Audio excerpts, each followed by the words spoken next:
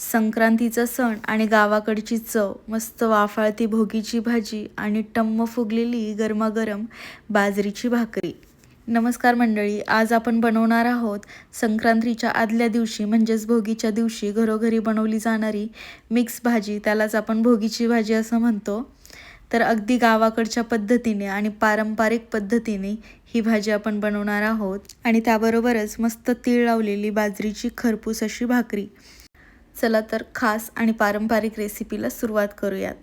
तर इथे मी घेतलेले आहेत ओले हरभरे, काळा घेवडा, हिरवे वाटाणे, पांढरा घेवडा, पावटा, फ्लावर, फरसबी, गाजर, वालपापडी, बोरं आणि तुरीचे सोले, त्याचबरोबर पटाडीचे शेंगा आणि वांगे आणि बटाटे चिरून घेतलेले आहेत. तर ह्या सर्व भाज्या ज्या आहेत त्या मी स्वच्छ धुवून निवडून घेतलेल्या आहेत. आता करूयात फोडणीची तयारी. त्यासाठी गॅस ऑन करून त्यावरती कढई ठेवायची आहे आणि फोडणीसाठी इथे कांदा, बारीक चिरलेला टोमॅटो, आलं लसूणची पेस्ट आणि बारीक चिरलेली कोथिंबीर घेतली आहे. तर कढईमध्ये सर्वात अगोदर तेल घालायचं आहे. तेल छान तापलं की त्यामध्ये घालायचे आहेत पाव चमचा जिरे. जिरे छान फुलले की त्यामध्ये घालायचं आहे बारीक चिरलेला कांदा आणि कांदा छान गुलाबी रंगाचा होईपर्यंत आपल्याला परतून घ्यायचा आहे. कांदा छान परतून झाला की त्यामध्ये घालायचे आलं लसूणची पेस्ट आणि याला व्यवस्थित आपल्याला परतून घ्यायचं आहे. आता घालायचं आहे यामध्ये बारीक चिरलेला टोमॅटो आणि टोमॅटो छान विरघळेपर्यंत आपल्याला त्याला परतून घ्यायचं आहे. आता घालायचे सुखे मसाले. त्यामध्ये घातले मी लाल तिखट जे घरगुती आहे, त्याचबरोबर 1 चमचा काश्मीरी लाल तिखट, 1 चमचा कांदा लसूण मसाला, अर्धा चमचा हळद आणि 1 चमचा धणे जिरे पावडर. तर हे सर्व मसाले घालायचे आहेत. मसाले तुम्ही कमी किंवा जास्त करू शकता. आता याला व्यवस्थित मिक्स करून घ्यायचे. आता यामध्ये घालायचे आहेत बारीक चिरलेले बटाटे आणि वांगे आणि त्याबरोबरच सर्व ज्या भाज्या आपण निवडून घेतलेल्या आहेत त्या घालायच्या आहेत.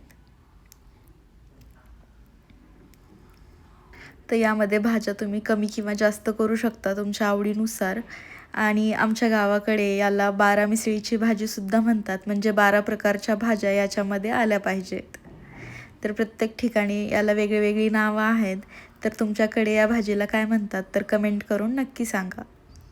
तर आता यामध्ये घालायचं आहे चवीपुरतं मीठ आणि याला व्यवस्थित मिक्स करून घ्यायचं आहे.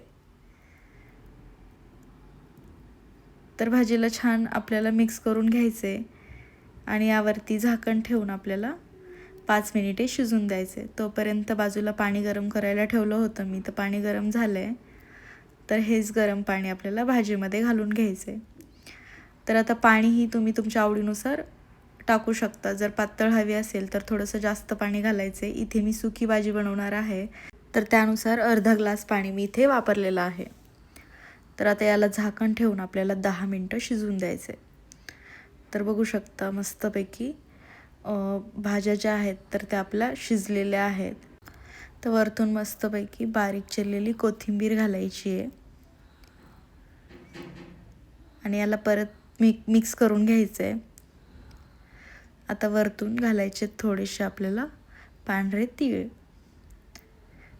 तर मस्तपैकी तयार झाली आहे आपली भोगीची गरमागरम वाफाळती भाजी. वरतून बारीक चिरलेली कोथिंबीर घालून गार्निश करा. तर आता बनवूयात आपण बाजरीची भाकरी.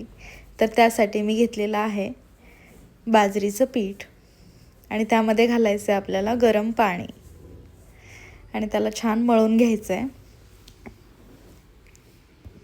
जेवढं पीठ छान मळलं जाईल तेवढी भाकरी जी आहे तर ती आपली छान टम्म फुगते. तर छान रगडून आपल्याला पीठ मळून घ्यायचं आहे आणि मळलेल्या पिठाचा आपल्याला एक छान बारीक असा गोळा तयार करून घ्यायचा आहे. अशा पद्धतीने हातावरती त्याला छान आकार देऊन घ्यायचा आहे आणि आता खाली पीठ टाकून छान थापून घ्यायचं आहे. बघू शकता मस्त अशी गोल गोल गरगरीत भाकरी आपली थापून झाली आहे. वरतून छान तीळ लावून घ्या आणि त्याला परत एकदा व्यवस्थित थापून घ्यायचं आहे. म्हणजे आपले तीळ जे आहेत ते भाकरीला व्यवस्थित चिटकून बसतील. आता छान पातळ थापलेली जी भाकरी आहे तर ती आपल्याला गरम गरम तव्यावरती टाकायची आहे आणि तवा छान गरम होऊ द्यायचा आहे, नाहीतर भाकरी जी आहे तर ती आपली व्यवस्थित भाजत नाही.